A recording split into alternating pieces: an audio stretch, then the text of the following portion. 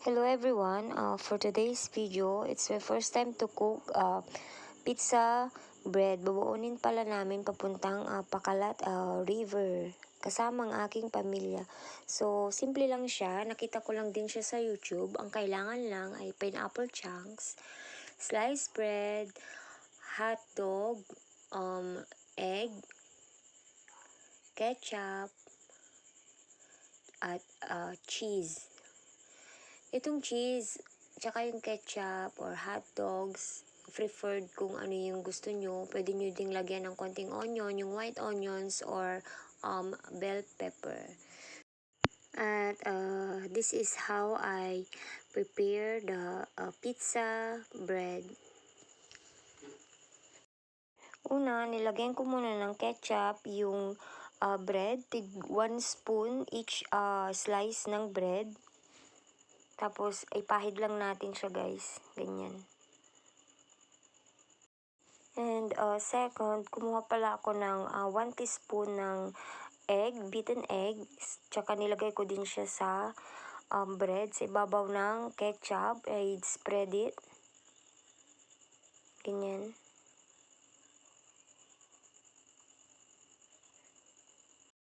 Pangatlo, nilagyan ko na siya ng hot dog. It's either you cut it into slice or round shape.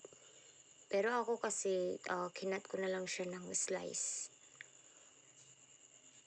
So, lagyan natin ng like 6 pieces. Kung ano yung gusto nyo, kung ilang pieces ang ilalagay nyo sa isang bread, it's up to you guys. So, yan na siya. And then, after that, nilagyan ko siya ng pineapple. Each bread, nilagyan ko pala siya ng 4 pieces each. Yan.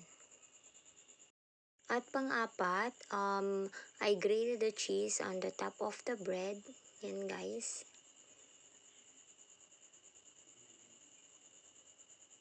As you can see, yan.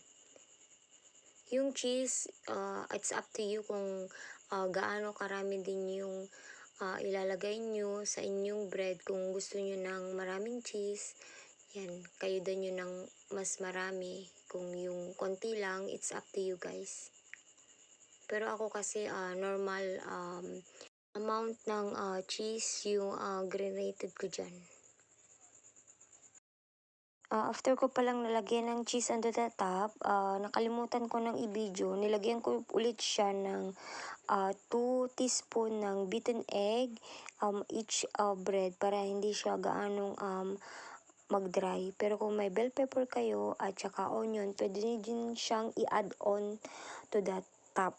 Kasi ako, hindi na ako nakabili. Kaya ganyan lang yung nagawa ko. And then, kung wala kayong microwave oven or oven toast o microwave oven or pwede kayong gumamit ng kawali. So, yan. So, inilagay ko yung 2 pieces to try sa oven. And then, tinry ko siyang lutuin ng 5 minutes at exactly lang din naman siyang time para maluto yung ating pizza bread. Nilagyan ko pala ng butter yung plate para hindi siya magdikit.